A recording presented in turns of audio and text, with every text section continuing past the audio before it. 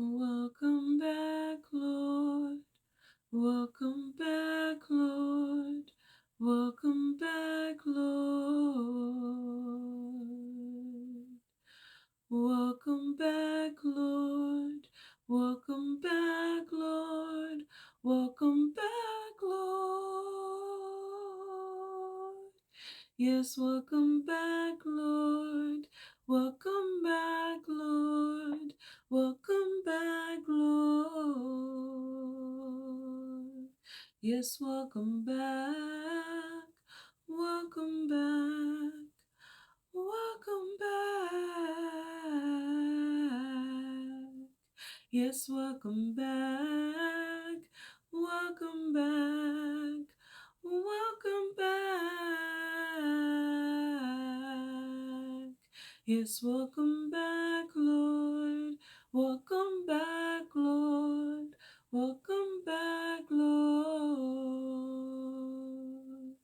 Yes, welcome back. Welcome back. Welcome back. Yes, welcome back, Lord. Welcome back, Lord. Welcome back, Lord.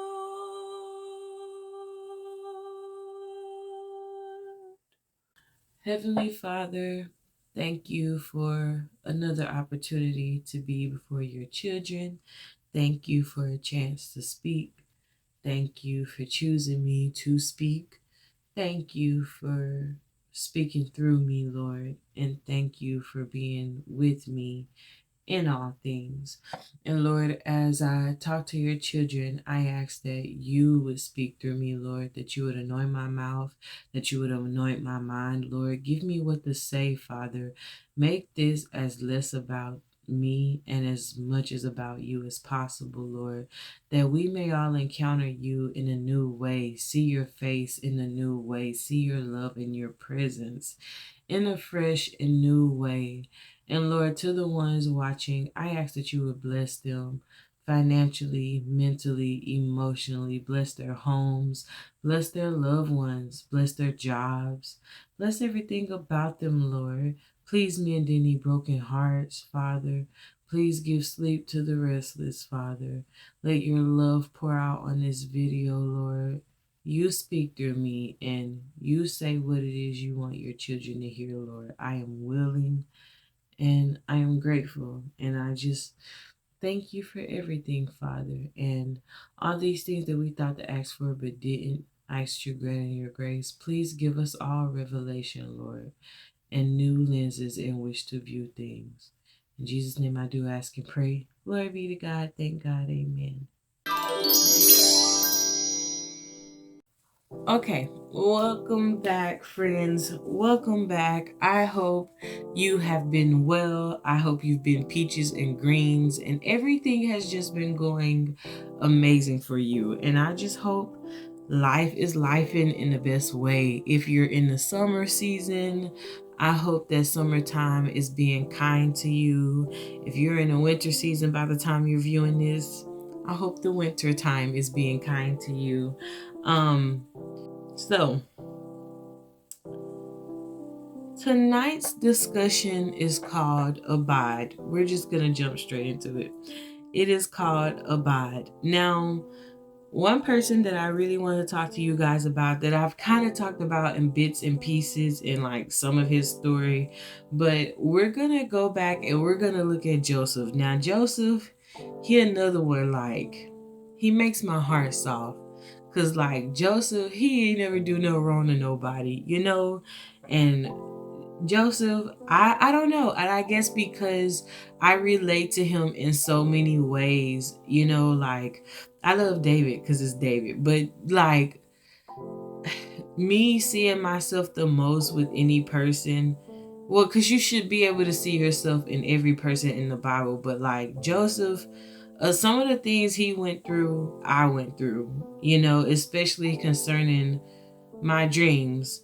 And I'm just gonna pause it there because I'm gonna dive into that more. But for right now, we're going to stick to this. But Joseph, just know, like, I feel like he was one of the people who was done wrong in the Bible. Okay, like a lot of them had their fair share of things, but it's one thing to have people conspire against you and not love you, but it's a whole nother ball game when those said people are your family members. Like, that is just a different type of betrayal, you know?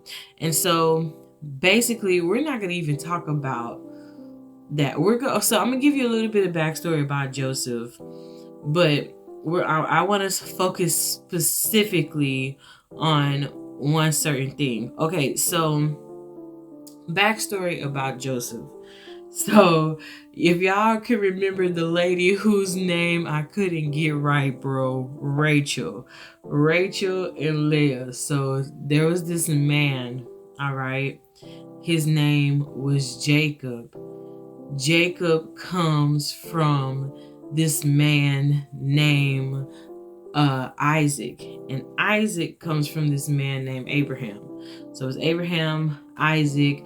Isaac had Esau and Jacob, and then that's kind of where like the tribes started, and you know, things split off. And so Jacob basically gets Esau's birthright, remember, by some food, because Esau was like, a big boy's gotta eat. And so he ate and gave up his birthright.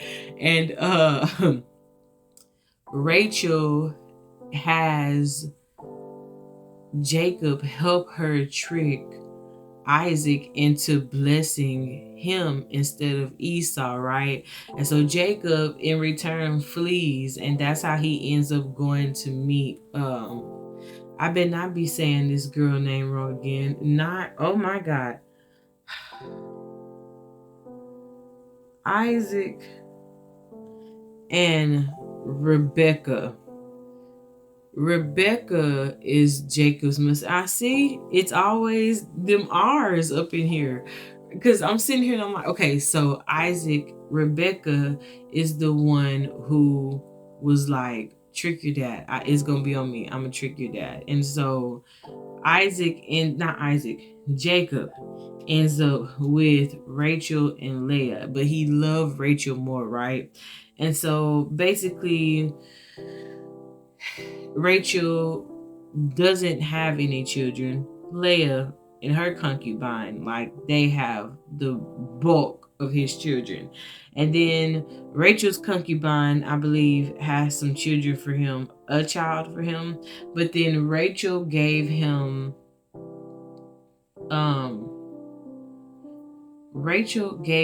Benjamin and Joseph. Joseph was the eldest, Benjamin was the baby boy, but Rachel died during childbirth of Benjamin. And so Joseph is on the scene now. And this is before Benjamin comes along. It's just Joseph. And so Joseph's brother, they like, his older brothers, they don't like him at all. Like, they hate him because Jacob loves him the most. Jacob ain't realized that favoritism ain't the way to go. He's going that route, and it's just kind of chaotic for everybody. But Jacob ends up making this coat for Joseph. And the brothers get really, really mad because it's a coat of many colors. It's just beautiful, right? So they conspire against Joseph, and they wanted to kill him. But the oldest was like, we ain't gonna touch him. Like, we ain't gonna harm him. You know, like, let's just throw him in a well and come back and get him later. But when the eldest left, the other brothers basically conspired against Joseph, and they stripped him of his clothes. They sold him into slavery. Their own brother, bro. They sold him into slavery, and they killed an animal and put some blood on the coat, and they lied and told Jacob that Joseph was dead. And so Joseph ends up, you know, getting sold in Egypt into Pharaoh's house. And so we're really gonna pick up speed after some time has passed.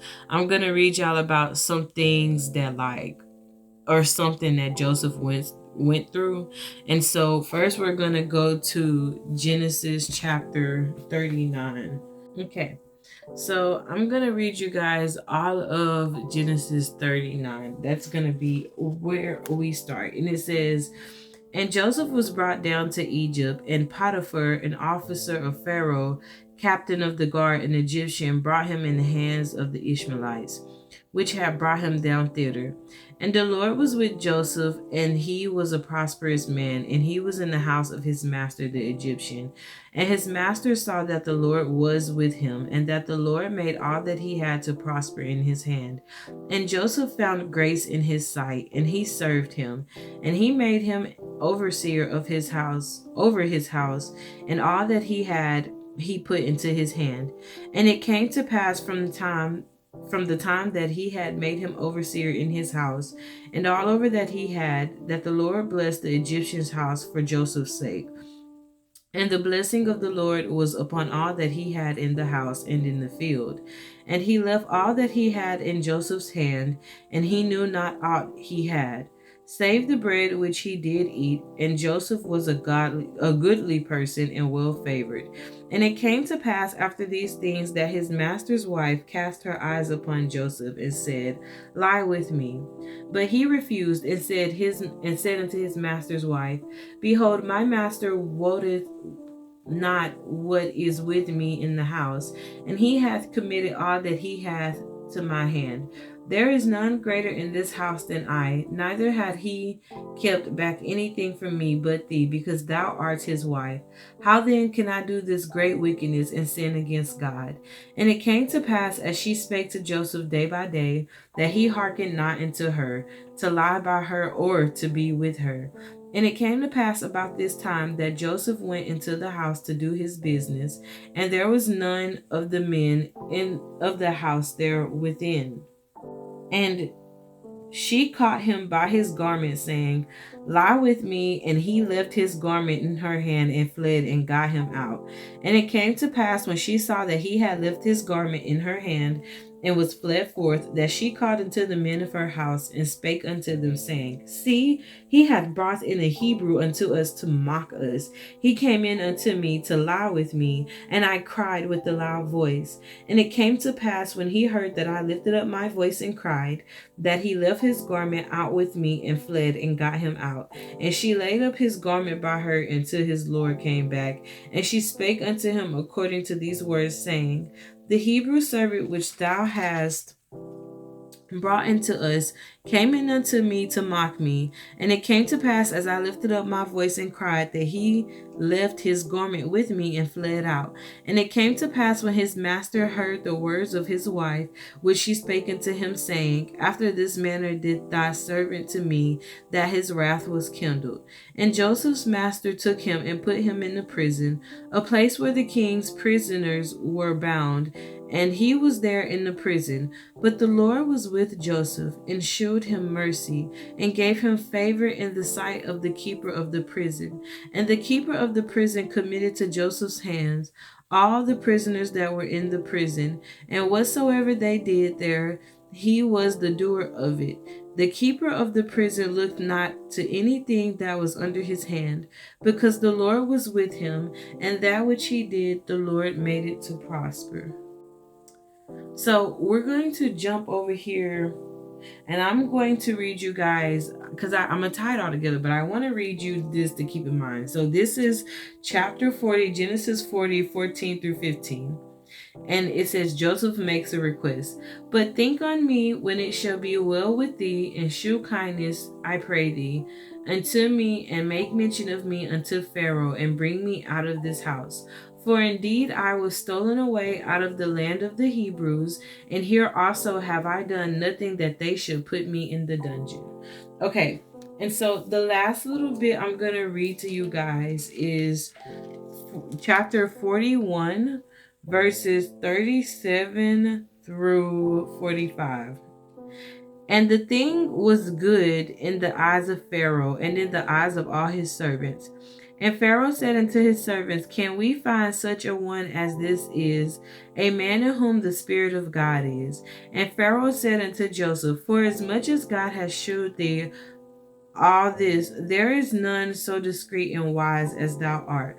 Thou shalt be over my house, and according unto thy word shall all my people be ruled.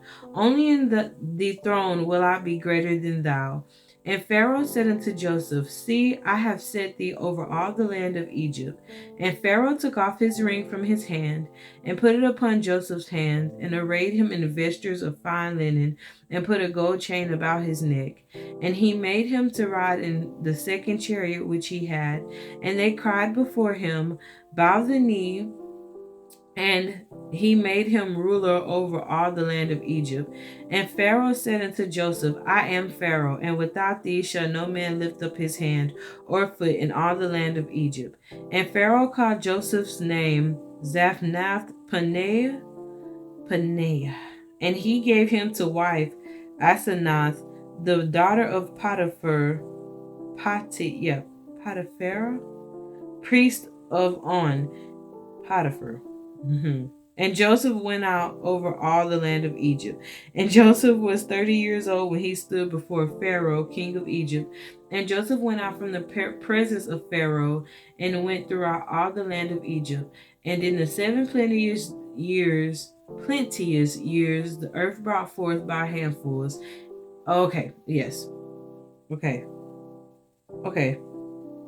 And Joseph went out all over the land of Egypt. Okay, so I carried on too far. Okay. So let me break down to what we read to you, because I know that there was a lot of moving bits and pieces. Okay, so let me give it to you. So Joseph, essentially he ends up in Pharaoh's house, right? But he found favor in his sight. So he had access to everything. Like, he was the ruler over Pharaoh's house. And the only thing that Joseph felt like was off limits was Pharaoh's wife. And so Pharaoh's wife is hard pressing him. Like, she wants Joseph. She is determined to have him. She's like, there goes my baby. Like, she is up in it, right? And Joseph's like, no, it's not. Like, get your eyes off of his. He's saying, you're a heartbreaker, dream taker. And so she is not having him because he is not having her, okay? And she's mad. She's pressed at the fact that, like, Joseph won't give in to her. So what does she do? She goes and she lies on this man.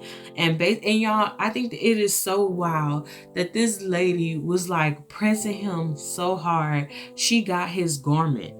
Do you know, like, how hard you gotta be hugging on somebody to get that garment off of them? Like, talk about tempted. It said that the scripture said Joseph was tempted, but I'm starting to think that this lady was the one. I mean, I'm pretty sure if she was looking right to him, then he was like, dang, like, I would, but Pharaoh, and outside of Pharaoh, there's a big God, and like, we can't swing like that because consequences and repercussions, you know what I'm saying? Like, this ain't that type of party.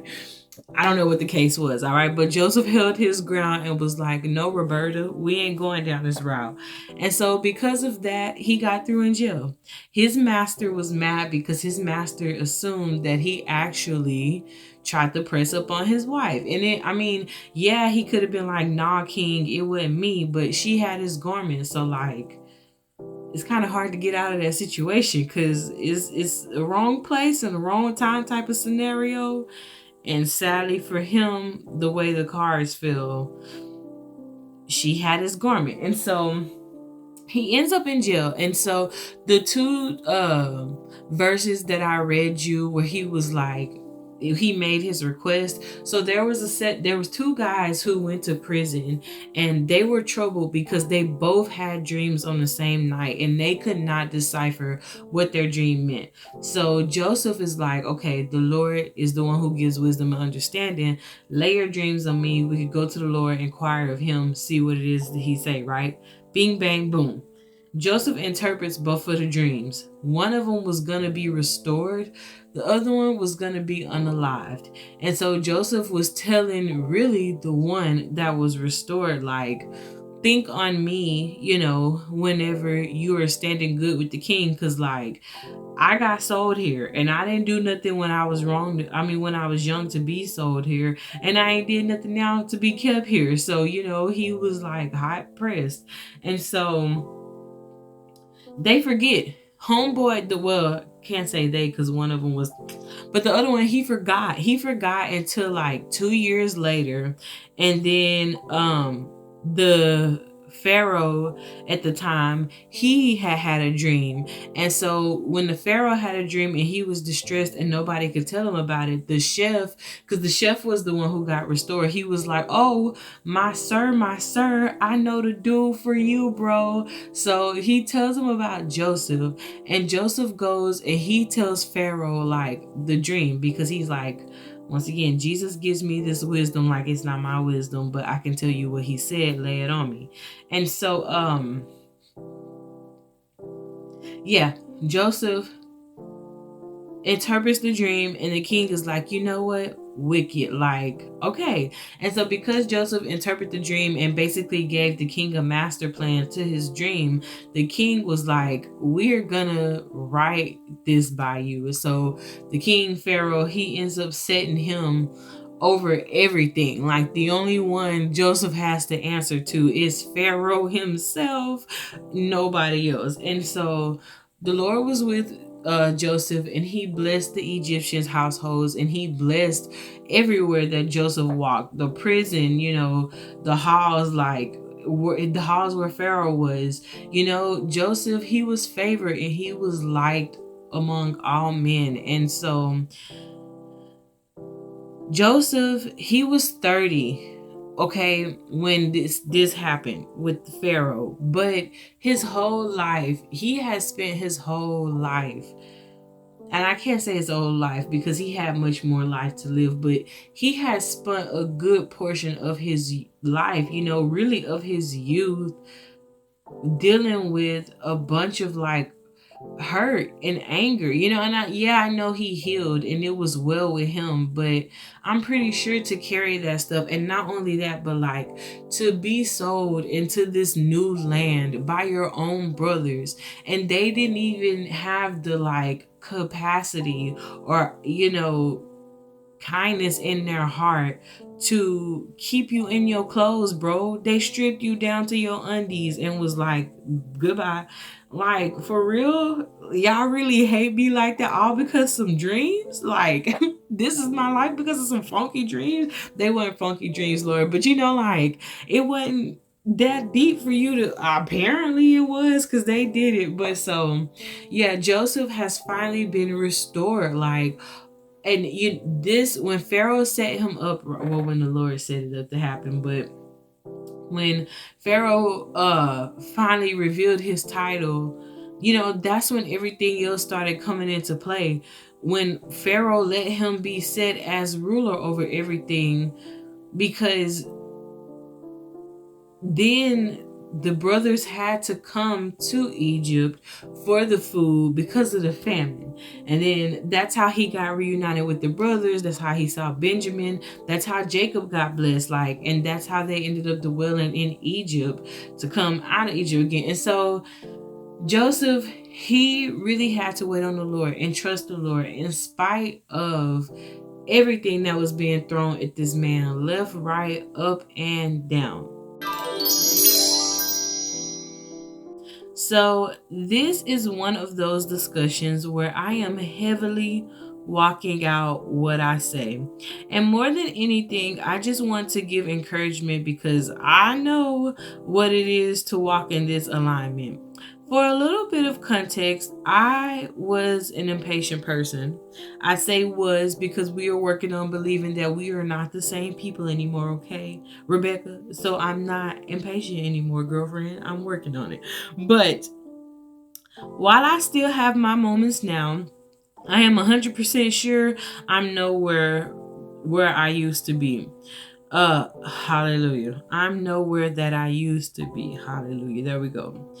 Now, I am spoiled, and it is not necessarily a bad thing to me because I benefit from it. So it's not necessarily a bad thing, but it does come with downfalls.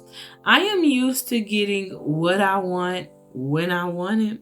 So having a father like Yahweh, a husband like Jesus, it can be challenging. He doesn't move how I want or expect. He does not enable me. He does not hearken to my pouts or take circumstances away from me because I ask. Now, sometimes His grace and mercy is astounding, and He will wipe things away. Not always, but God is not our genie. He is like the most responsible and calm-poised creature ever. He is just like sitting there waiting and watching and like, okay, all right, okay, and like there's nothing behind it. But I can admit there has been a lot of times in my life where I kind of felt like, in a way, I would do these things to God, or like, Lord, you promised and da da da, you said this and this and that, and because this and this and this didn't happen, I'm upset and I'm angry because if you would just do this for me and that for me. And I thought, because I kept repeating that to Him, like, you didn't do this or like you didn't do that, I thought that He really cared. And I know my Father cares about me. Like, I know that man loved me. I know He cared about me, but I don't know. I guess to reshape it, I thought if I behaved in those ways, perhaps it would make Him move on my behalf, like, show me how much you love me type of thing. But it never benefited me, because 9 times out of 10, He wasn't showing me nothing but to sit down and to shut up. And of course, He didn't say it that way, because He is gentle when He talks to us. But I obviously realized that I was not winning the game. And that's really wrong too, because we cannot assume that just because the Lord doesn't answer us right then and there, that He doesn't hear us, because He always hears us. Like, He knows everything about us. So that means He knows every thought we have. We don't even have to produce it in the actual living air. He was in your head when you thought it, okay? But, putting these limits on God and regulations, it doesn't do anything but strain your relationship with Him, because a lot of times we expect God to move a certain way. We expect Him to go this way, but when His answer is this way, you can't, you just have to, instead of fighting the opposite, if I can get it together, instead of fighting the opposite, you just have to roll with the punches. Like, you cannot expect to know every move that God makes, because you just won't. You're never gonna know or understand Him like that, and that is so beautiful, but it is quite frustrating, because the Lord is the only person who can never abandon you, right? He can never leave you or forsake you, because He promised. Like, He has to be here with you, because He promised and He died for you. Like, He has to be here with you, okay? Because He's going to be with you everywhere you go. Like, that's His word, and He can't lie. But even though He's here with you and you're always learning this man and you're always growing with Him, He just has His ways, and we don't always know His ways, because His ways are so much higher than us. And so sometimes you just got to get on a good foot and follow that man, okay? And like I was saying, I don't think it's bad to be spoiled, because I'm spoiled. I now, within reason, like, of course my family knows that I'm spoiled, but it wasn't like, when I didn't get it, I didn't get it, okay? Because you are not just gonna talk to people any kind of way. Yes, ma'am. No, ma'am. Yes, sir. No, sir, to anybody, especially the ones you don't know. Like, we represent around here, okay? But, yeah, I've gotten things in life I wanted, okay? I can't say that I haven't. And a lot of times I got a lot of things that I didn't even know I wanted. I've been blessed, okay? My family blesses me.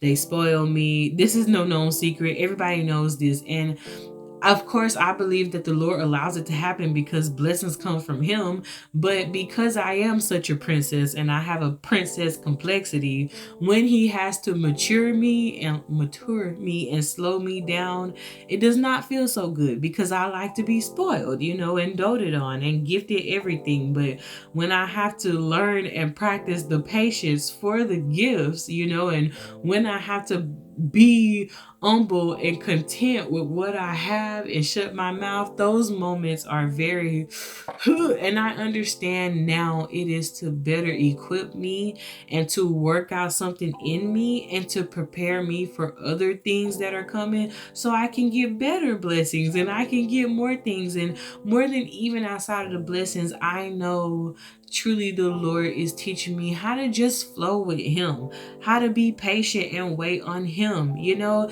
He has always led us and guided us, even when the children were in the wilderness. You know, He was a cloud by day and fire by night, like always leading and guiding His babies. Like He's always been there to go before us. And so sometimes you just have to trust that when the Lord is going before you, even though this man has turned left and he told you 2 seconds ago y'all was going right, y'all was going right, but now you're going left. So you just gonna have to follow him and trust and believe that everything is well.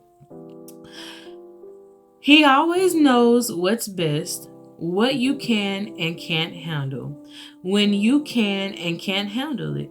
God has to prepare you for things so you can be successful when He finally does bless you with that car or house. God is rooting for you and He wants to see you win. I have been guilty of thinking because I burned myself out by doing all that I knew to do and nothing changed, that God was mad at me, or that dream shouldn't be for me. I remember in college I wanted all these solos, beautiful songs, yet I was either overlooked or casted as the second option. There was even a time where my Caucasian director chose to let a Hispanic boy lead this choir song we performed. It was an African American spiritual. Yet she told me he was better for the part, and for years I held on to that. I wanted to give up singing. It seemed like every song I wanted to try just had issues around it. I often wonder why God allowed me to love something so much if I couldn't do it. So I always knew that I wanted to sing and be a voice major, you know, because a little bit backstory. You go check this out more in details on my other episodes. It's in one of them, okay? Mostly on the first season, I believe. But my grandmother, she was a blind lady and she played the piano and she raised me singing. And so singing has always been a part of my life. My grandma on my dad's side, she was the one who raised me up in the church of singing, the blind one. But my other grandma, the one who's still living with us, she sang. My mom sang. I found out from my dad last year that apparently I have a great grandmother who was a jazz singer and she was pretty known, okay? Like this lady was a singer, okay? And so music has been integrated in my life, and I honestly truly feel like music has saved me, you know, more times than I can even count on, because a lot of times I didn't know how to express what I felt or, you know, what I was going through. But a good rock song, scream at me, okay? My parents are screaming at me. Tell me how you feel, because I feel the same way, bucko. All right, but really, like, music has just been such a big part of my life. And it was something that, you know, I knew I wanted to do. And I even considered being like a zoologist. I considered being a lawyer. You know, I even considered being an English teacher, especially an English teacher, because I love writing just as much as I love singing. Like reading a book and singing a song, they kind of go hand in hand for me. You know, a good book, I'll get lost in a good minute, but a good song, it gives me good vibes, you know. And I'm all about lyrics. Like I love feeling things, you know. If I can read a good song or a good book and I feel emotions from it or just anything, I'm captivated. I am. And like, I love how people can word certain things, you know, like with elegance and with grace and with poise. Anywho's, for that reason, you know, and amongst other things, I ended up going to school for music. And now, to be fair, I did not realize when I was going to school for music what I was actually walking into. But y'all, I remember like one of the first times I got on the stage, my voice coach was like, "You're gonna sing this song." And I was like, "Who gonna sing this song in front of these people? I ain't singing this song." Y'all, I could have ran off that stage crying. I was a nervous wreck. I was so scared the first time I performed anything solo by myself. A lot of fears, a lot of insecurities. Like it was tragic up there on that stage, okay? And after that, of course, like I wanted to work on myself and get better at my solos because I've always loved singing. Even if I haven't been 100% sure of my voice or if it was worth a fart, I still love singing because I love singing. And so, yeah, my director, the first time I ever got snubbed, we were singing Les Miserables. Les Miserables? And Les Mis. We were singing Les Mis. All right. And there was this solo, and this girl was singing about this guy. I can't quite remember what it was, but it was like a love song, right? And she was singing about this guy, and I had auditioned, and this other girl had auditioned, and for whatever reason, my director, and I love the girl's voice, don't get me wrong, but I don't feel like she had worked as hard as I had worked for it, but I still ended up getting passed up for the part. And the second time we were doing Into the Woods, and there was this solo, y'all, and this one hurt me even more. That one hurt me, but I was trying to be okay with it because I was a freshman, like I was new coming in, like no harm, no foul. But the second one, I was a sophomore, and it was for not Les Mis, but it was for Into the Woods, and it was the solo for A Mother Knows Best, I believe. Yes, it had to be A Mother's Knows Best. Or if it wasn't A Mother's Knows Best, don't quote me. Hopefully I can look this up while I'm editing this or before. But it was that song or some kind of witches song that was a solo. And nobody wanted the solo. We're going to call my director Minnie Muffin. Because Minnie Muffin, that's an inside joke. Minnie Muffin, she was like, "Who wants to do the solo?" Nobody raised their hand, right? So of course I was like, I want this solo. Like, this is for me. This is why nobody else wanted to do this solo, because it's my solo, right? Goodbye. I did the solo, and then after I did the solo, 3 other girls proceed to say they want this solo. Now, mind you, she had been asking us for a good few days who wanted this solo. Nobody went for it until I went for it. What happened? I ended up being another understudy for another solo. And so then I wanted to do Proud of Your Boy for Aladdin. She told me no, because I was a girl and girls couldn't sing Proud of Your Boy. That was the excuse she gave me for that song. But then the same person that she gave the Proud of Your Boy solo to, that was the one she gave the African American spiritual to. Now, listen, if you are any other race than black, you're going to have to sit here with me and feel this with me one time, all right? Because it's like, what if you was singing, or like a choir was singing a song about your race, in the style of your people and your language, and you get told you're like the only person of that race in there. Maybe it's 2 or 3 more of y'all in there, and they telling y'all that none of y'all are good enough for this solo part, but somebody else who is tan almost like you is good enough for the part. It was upsetting. I can't sugarcoat it. I can't wrap a nice bow on it. Like I can't give it to you any other way with that. I was just pressed. It felt wrong. It felt wrong on so many ways, because once again, I am African American. Like, my ancestors were the ones out there in the field. No disrespect to Baby Child, because I actually did adore the person. And I ain't got no beef with him now. I adore the person who did the solo, but he ain't black. Like, I don't know. I felt very oppressed and offended with that, especially because if you don't want to choose me, fine. There's 2 other black people up in here, bro. These are about our ancestors. And honestly, with this director, she could not grasp really the idea of slavery. Okay, the James Byrd situation was enough to drive her. She just could not handle that. So trying to, like, even, I know I'm going off on a little tangent, but just to really be honest with you and frank, I was going to this lady's church for an internship, and I was trying to explain to her how the white people were reacting to me. And I told her, this Asian lady, because we don't know what she was, she grabbed her purse and clutched it while she was looking at me one day perform.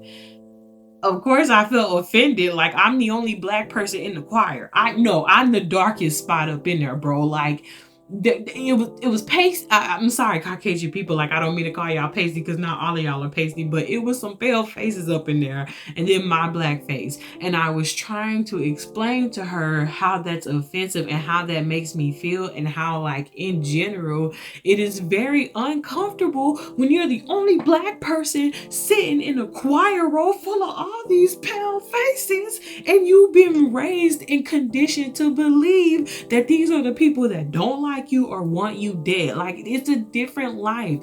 And she was not grasping what I was saying to her. The cottonhead mini muffin was not grasping what I was saying to that cotton head. And so, y'all, I gotta reel it in, because stuff like that. Point is, there was a lot of solos I wanted in college, and she did not give them to me. All right, she gave them to everybody but me. She didn't even give them to my friends. And then my senior year, instead of me even getting a full solo by myself, she changed it into a duet with somebody else. And I was like, just tell me you hate me and go. At this rate, you saying we best friends, but just tell me you hate me and go, because this ain't love. But in spite of all that, my senior year of college, my director asked me to do the national anthem at graduation. I was excited and scared. When I got on stage, the band is looking at me and I am looking at them, waiting for them to play me in, only to realize this is a solo gig. Now, I wasn't expecting that. Yeah, I wasn't really expecting that. And I had to adapt. But God has equipped me for this. All the solo performances I had to do, all of the Voice City choir work that I got shoved into for the sake of scholarships, or just they just needed my voice part. I could handle this. I didn't know it then, but I do know it now. I had to be still. I had to be humble and wait on God. I was not as ready as I thought I was until that day. God saw it fit that after so many no's, after being hidden for a season, it was my turn. God knows best. Be still, because He will be exalted. If you have truly done your part, then rest. God blesses us in His timing, but don't assume because you are waiting that He forgot or forsook you. Your name is on His list. You are His top priority. So build in silence, pray, seek the Lord. It is well. He will release you at the appointed time. And so, y'all, my senior year, I didn't even think I was going to graduate. A lot of stuff was happening. A lot of stuff, like, was just going wrong. And it was one of those things for me. I didn't even know if I would graduate college, which was a really big deal for me, because I am the first person in my family to go to, like, a university, a 4-year university, like my private university, and to, like, graduate with their degree, and so it was a really big thing for me to get my bachelor's, because I am a first generation to do that. And when I knew that the seniors always got to sing the national anthems, and there was this girl, the one who took the little Into the Woods solo that I wanted. She had got held back a year, and so she was gonna end up graduating with me. But it was kind of one of those things where, like, even though she got held back, it was her fault, and you knew it was her fault because her actions. And so she ends up trying to. Now, this girl, she had sung the national anthem on the year that she was technically supposed to graduate. But lo and behold, here she comes again, and she's trying to sing the national anthem for my graduation. And I'm like, no, you're not. I was so heated when my director was like, well, do you want to share the solo? No, I don't, bro. I'm sick and tired of y'all making me share solos with other people's. I just want to do my own thing. And I lied real quick. The only other solo I had was I had an Aladdin and Jasmine solo. A Whole New World. I did have that one solo part, okay? And even the other solo part that I wanted, and freaking Beauty and the Beast, they took from me. Anywho's. She tells me I can do the national anthem, right? So she's like, well, the band may perform with you and the band may not perform with you, but more than likely they will perform with you, you know, or you'll have a backing track. So we practice the national anthem. We work through it. You know, I find out where to take the breaths, where to hold my little notes, and, you know, to do all the doodly doos and stuff. I'm excited. I'm happy. I'm excited. I'm nervous about it. Like, I'm like, oh, this is going to be immaculate. Like, all is well, right? Like, I've been waiting for this moment. Y'all, I get in front of them people and I could have just evaporated into thin air. There was so many people in that dome, and I kept looking at the clock, because one thing that, you know, they tell singers to do is, like, if you can find an area or like a point in center in front of you where you're not looking at anybody, you focus on that point in center until you get them notes out, and then you focus on everything else. Just so happened for me, mine was a time clock. So I was staring at that time like my life depended on it. And then I didn't see 1 minute move. I know time passed, but I saw no minute move. But when I first get on the stage, the funniest part is I'm looking at the band because they are at the bottom. And the band is looking up at me. I'm looking at them like, y'all ain't gonna play, and they're just like, so then it clicks and the Lord is like, no, baby, this is your moment, like, this is all you. So then I'm panicking because, oh Jesus, we did not know that we was like puffing our chest out for this performance, right? But I did it. I puffed my chest out, okay? And it was such an exhilarating experience. Just how I grew up and being bullied for my voice, and, you know, even in college, not knowing, you know, because a lot of times in college I didn't feel good enough, you know. And even when I first went into college, I remember they put me in this a cappella group, vocally a cappella, and we were singing all these like varsity songs and stuff, you know. And like, I quickly got into varsity choir, and I would have to perform. I got to perform on like CBS, on like a Christian, not a Christian, but a Christmas program, in the chapel auditorium. I got to perform on this big like Mozart, and this big like who else was it? It was Mozart, I think, and Handel, like their operas, not operas, but like symphonies and stuff. I got to perform it at their masses. It was a mass. It was a Mozart mass, and I got to perform a song from Handel's The Messiah. And so it was just so many things that I got to do that, yeah, I sometimes felt like my voice was great, but maybe not by itself, because solely I wouldn't get a lot of opportunities unless it was me doing work with like my private instructors. And so to be on that stage like by myself, especially because people, they're like, sing me a song. And I am the type, I used to be the type where I don't really know if I'm gonna sing for you, but I can sing for you. But opening up my mouth and really singing for a person, like I'm shy. It takes me a while to get there. But the national anthem was great. It was a success. I heard myself crack once, and my mom was like, "You sound amazing." Like, I didn't hear no crack. But I think it's one of those things where, like, you're very hard on yourself. I am. When I critique myself, I critique myself. So I know for a fact that I had messed up on a note, but nobody else could tell. Everybody else cheered for me, clapped for me. It was a wonderful ordeal. Like, I loved it. And the Lord had hid me in college, and I didn't really understand at the time why he hid me or why I couldn't have as many solos as I wanted. But I have come to realize as I've gotten older and as I've started to, and not even gotten older, because I've had a lot of realizations really in this past year and a half, as I've started letting the Lord heal me and really work on me about my past and about like the person that I was as I was growing up. I have realized that I had a lot of insecurities, and I realized this especially on a Pac's perspective, because now I'm talking about my concert series that I got to see.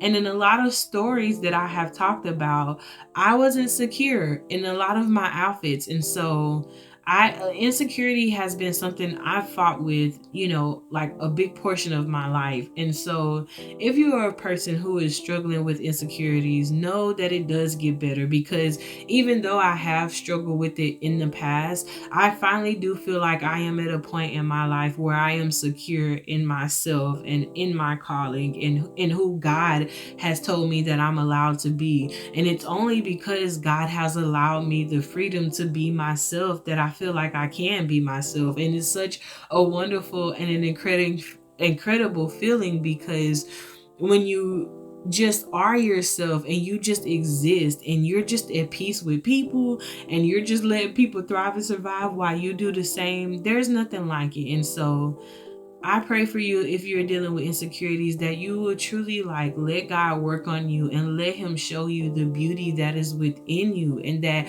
you yourself will start loving on yourself and being kinder to yourself and so much more gentler on yourself, because you are doing so amazing. You're here, you're doing well, and it may not always feel like it or look like it. And God causes us to wait and go through seasons and different things in life, I believe, because he's teaching us things. He's humbling us, but he's also driving us. He's giving us that driving force and seeing how bad do we want it.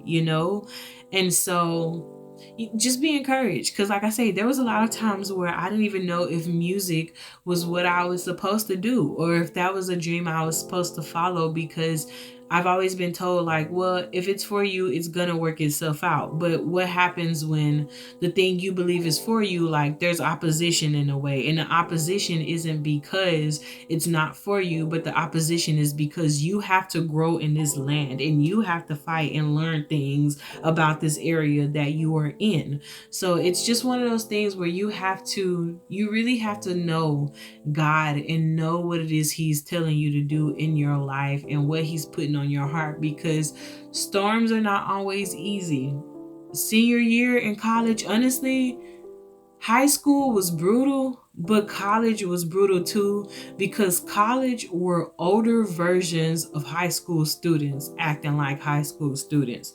And it was just hard. And like I say, I really had to bite back about the national anthem. I was like, you're not putting her on that stage or I will burn this to the ground. Y'all, I was pressed. If that baby child was Beyonce, I was going to be Mariah Carey. Forget that. You are not about to do me like this, Roberta. And I got her too. I got my solo, okay? That was the one solo she was not gonna reject me from. We had been looking forward to it.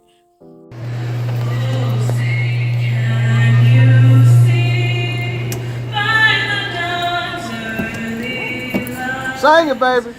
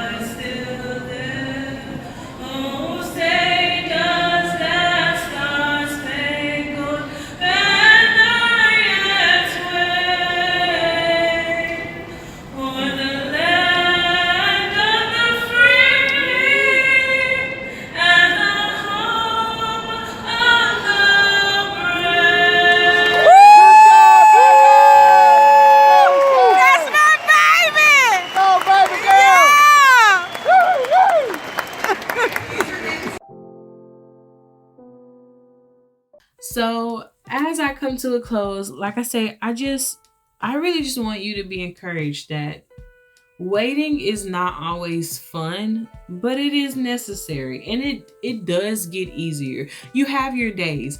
I don't ever want to sit here and tell you like these little short quick answers that are going to help you like feel better about the situation, but then when you go through it you're like, this is not what they told me. I just want to be honest with people, and I don't want you to think because you are following the Lord or because you get close to him like things get easier.